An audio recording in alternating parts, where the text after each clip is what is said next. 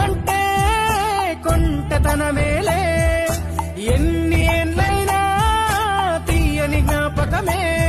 ఈ మానవ జీవన పయనంలో బాల్యం అద్భుతమే, మన బాల్యం అద్భుతమే. జీవితతనమంటే కొంటెతనమేలే, ఎన్ని ఏళ్ళైనా తీయని జ్ఞాపకమే. ఈ మానవ జీవన పయనంలో బాల్యం అద్భుతమే, మన బాల్యం అద్భుతమే. వీరి వీరి గుమ్మడి పండు